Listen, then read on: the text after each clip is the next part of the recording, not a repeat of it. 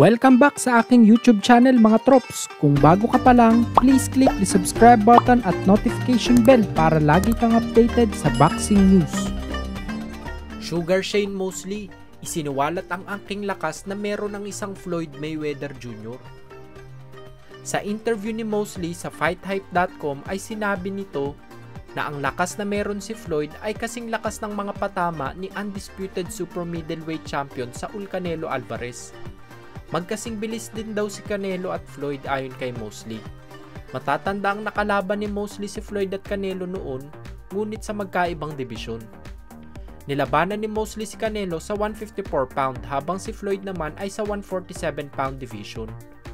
Parehas natalo si Mosley via unanimous decision sa dalawang fighter na ito mga trops, pero binigyan niya ito ng papuri sa angking lakas ng dalawa.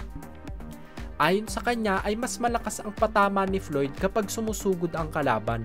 Kaya mahirap para sa mga kalaban ni Floyd noon na pasukin siya dahil kapag sinubukan ng mga ito basagin ang depensa ni Floyd ay may panggulat ito na speed para sa counter punching.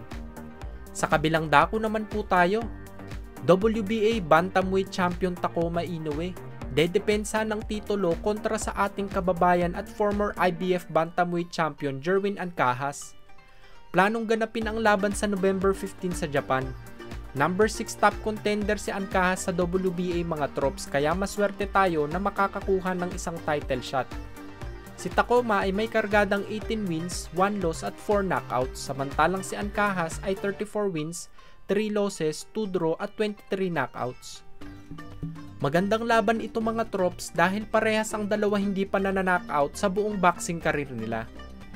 Sa baluarte ni Takoma gaganapin ang laban mga trops, kaya maliit ang tsansang manalo tayo via decision kung close fight ang laban. Kaya kinakailangan ni Ancajas ang impresibong panalo o di kaya mas maganda ay manockout niya si Takoma. Sa ngayon ay may kanya-kanya ng kampyon ang 4 sanctioning bodies ng Bantamweight Division. Ayan sila Takoma Inoue sa WBA, Alejandro Santiago sa WBC, Jason Moloney sa WBO at Emmanuel Rodriguez sa IBF. Habang ang mga Filipino top contender naman ngayon sa Bantamweight Division ay sila Vincent Astrolabio na lalaban ngayong August 26 kontra Nawa Fon para sa WBC title eliminator. Siyempre, andyan pa rin ang The Filipino Flash Nonito Donaire Jr., Raymart Gabalio at Jerwin Ancajas. Sa ngayon mga trops ay itong apat na lang ang natitira nating baraha sa Bantamweight Division.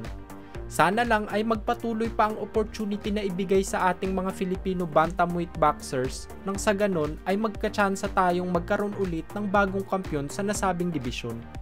Kung nagustuhan nyo ang balita na iyon mga trops, bigyan nyo naman ako ng isang suntok sa like button dyan. Yun lamang po at maraming salamat.